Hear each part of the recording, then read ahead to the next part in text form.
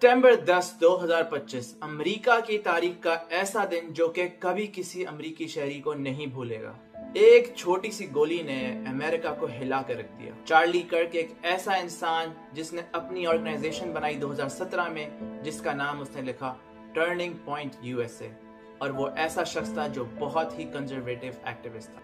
और चार्ली कर्क को दिन दहाड़े मारा गया और इसको मारने वाला एक 22 साल का लड़का टेलर रॉबिन्सन, जिसकी कोई क्रिमिनल हिस्ट्री नहीं और वो एक सिर्फ स्टूडेंट था। चार्ली कर्क एक बहुत ज्यादा स्ट्रॉन्ग क्रिश्चियन इंसान था और अपने फेथ को लेकर और अपने कल्चर को लेकर पूरे अमेरिका में यंग यूथ के अंदर वो ये बात ज्यादा से ज्यादा फैलाना चाहता था। चार्ली कर्क एक ऐसा शख्स जो कि बहुत ज्यादा इन्फ्लुएंशियल एक्टिविस्ट बन चुका था यंग लोगों के अंदर खास तौर पे, और यंग कैंपसेस में जाके वो उन लोगों से डिबेट करता था, बातचीत करता था और उनको बताता था मसीहत के बारे में, क्रिश्चियनिटी के बारे में, और उनको बताता था कि किस तरह से आप अपने कल्चर को फॉलो कर सकते हैं और किस तरह से ट्रेडिशनल वैल्यूज अपनी रख सकते हैं। जिसके अंदर उसने खास तौर पे एक बात रखी थी सबके लिए, और वो सबसे इस बारे में बहस भी करता था कि इंसान इस दुनिया में सिर्फ दो किस्म के हैं, एक मर्द और एक औरत।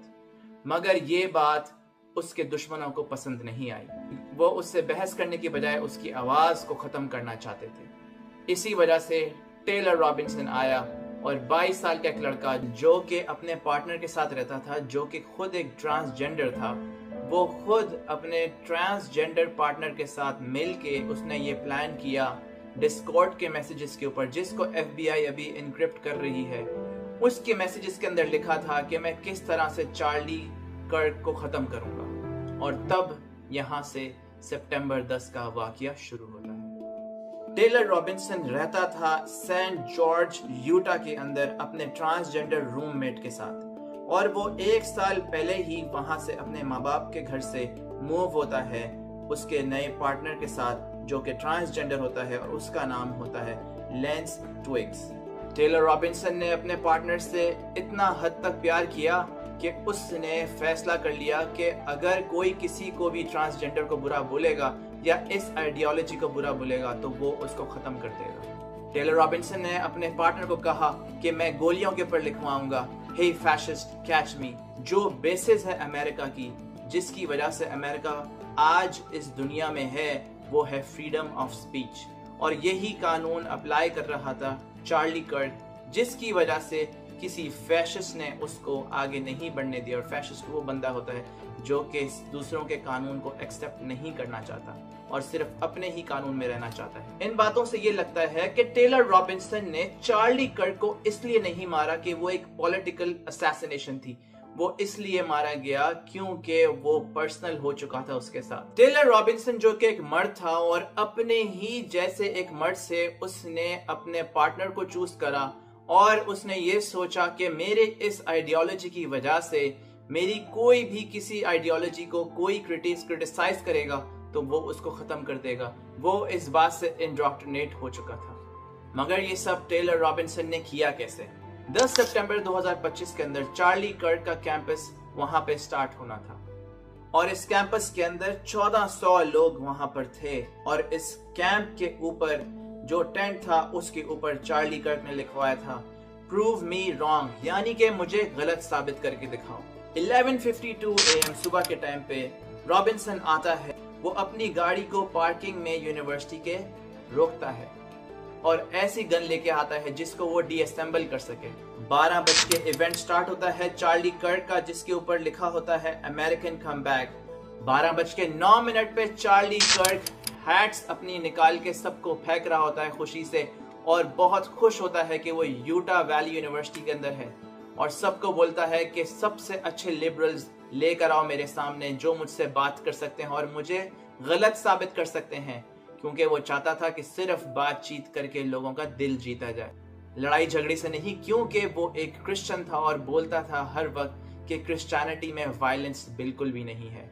और ठीक 12:20 पर रॉबिन्सन एक ऐसी छत पे चढ़ता है जहां से उसका निशाना ना छूट सके, और एक स्नाइपर की ट्रेनिंग लेकर आता है, और तकरीबन 200 यार्ड दूर से वो चार्ली कर्क को नाप लेता है अपनी बंदूक से। और ठीक 12:23 पर जब चार्ली कर्क डिबेट कर रहा होता है एक स्टूडेंट से, एक ऐसी गोली निकलती है जो कि चार्ली कर्क के गले में जाती है और वहां पर चार्ली कर्क नीचे गिर जाता है, जो कि सीधा उसके कैरोटिड आर्टरी को काट देती है। और 12:27 पर पुलिस एक ऐसा लड़का देखती है जो कि वहां से जा रहा है काले कपड़ों के अंदर, क्योंकि रॉबिन्सन अपने कपड़े बदल लेता है ताकि पुलिस को शक ना हो। और 12:40 पर FBI कंफर्म कर देती है कि एक गोली है जिसकी वजह से चार्ली कर गया है और एक गोली जो कि छत से लगी है सामने वाली बिल्डिंग से। और ठीक 2:40 पे डोनाल्ड ट्रंप अनाउंस करते हैं सोशल मीडिया पे कि चार्ली कर्क अब इस दुनिया में हमारे साथ नहीं रहा। और पूरे 6 बजे FBI तस्वीरें और वीडियोस रिलीज करती है जिसके अंदर रॉबिन्सन की तस्वीर होती है और FBI बोलती है कि हमें ये बंदा चाहिए, यही बंदा है जो हमें लगता है जिसने चार्ली कर्क का कत्ल किया है। उसी बिल्डिंग के पीछे एक जंगल होता है और वहां पर रॉबिन्सन अपनी राइफल को एक तौलिए में लपेट के फेंक कर चले जाता है और छुप जाता है और वापस अपने घर चले जाता है, ये सोच कर के उसकी कभी पकड़ाई नहीं हो सकती। और 6 बजे जब FBI ने उसकी तस्वीरें और वीडियो रिलीज करी तो उसके बाप ने, यानी कि कातिल के बाप ने उसको देख लिया टीवी पर और उसके बाप ने अपने रिश्तेदारों को बताया और कहा कि तुम पुलिस को अपने हवाले कर दो। FBI ने $1 लाख का इनाम रखा कि जो भी उसकी इंफॉर्मेशन देगा, और उसके रिश्तेदारों ने ही उसकी इंफॉर्मेशन FBI तक पहुंचा दी। 33 घंटे के अंदर टेलर रॉबिन्सन पुलिस के हवाले हो गया। FBI ने टेलर रॉबिन्सन और उसके ट्रांसजेंडर पार्टनर लेंस ट्विग्स की सारी ईमेल्स, सारे डिजिटल डिवाइसेस सब अपने जब्त कर लिए और उसकी इंफॉर्मेशन निकालना शुरू हो गए ताकि उनको पता चल सके कि इसके अंदर कौन कौन मुलव्विस है। और जो जो इसके अंदर मुलव्विस है, जिसने उस लड़के को समझाया या ना बोला कि तुम इस चीज को रोको, उन सबको FBI हिरासत में लेगी। रॉबिन्सन का पार्टनर लेंस ट्विग्स ने बहुत ज्यादा FBI को इंफॉर्मेशन दी और बहुत ज्यादा कोऑपरेट किया, जिसकी वजह से टेलर रॉबिन्सन आज जेल में है। पूरी दुनिया में जोर और शोर मच रहा है और पूरी दुनिया परेशान है कि क्यों एक ऐसे शख्स को, एक अच्छा क्रिश्चियन, एक अच्छा बाप, एक अच्छा शौहर, एक ऐसे इंसान को क्यों मार दिया।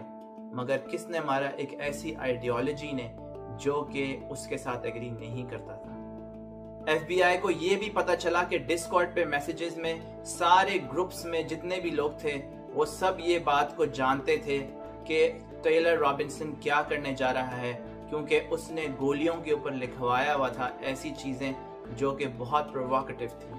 दोस्तों, यहाँ पे एक सवाल जरूर आता है कि क्या एक छोटी सी गोली अमेरिका का इतिहास बदल सकती है? क्या एक ऐसी गोली जिसकी बुनियाद सिर्फ इस वजह पर हो कि मैं आपके आइडियोलॉजी के साथ एग्री नहीं करता, क्योंकि मैं आपको चुप नहीं करा सकता तो मैं आपको खत्म कर देता हूँ। एक ऐसा आइडियोलॉजी, एक ऐसा शख्स जो कि ये चीज सोच के आगे बढ़ा और आज वो जेल के पीछे डेथ पेनल्टी लेके बैठा है। दोस्तों, इस सवाल मैं आप लोगों के लिए छोड़ देता हूं कि आप ये सोचिए कि क्या किसी के साथ डिसएग्रीमेंट करने की वजह से क्या उसको मार देना चाहिए या फिर उसके साथ बहस करनी चाहिए अच्छे तरीके से। अमेरिका के बेसिक के अंदर, अमेरिका की फाउंडेशन के अंदर, अमेरिका के बनने समय सिर्फ ये अमेरिका का सबसे बड़ा कानून था और है, जो कि हमेशा रहेगा, कि फ्रीडम ऑफ स्पीच होनी चाहिए। जिसका जो दिल चाहे वो कह सकता है, चाहे किसी को अच्छा लगे या बुरा लगे। चार्ली कर्क की लेगेसी फॉर एवर रहेगी अमेरिका के अंदर और पूरी दुनिया के अंदर। जो जो चार्ली कर्क को जानते हैं वो अच्छी तरह जानते हैं कि उसका नाम और उसकी पहचान और उसकी बातें हमेशा तक इंटरनेट पे रहेंगी। आप जरा एक बार सोचिएगा कि कोई इंसान जो कि आपके साथ अगर एग्री नहीं करता, आप उसको किस तरह जवाब देना चाहेंगे? कमेंट सेक्शन में जरूर बताइएगा।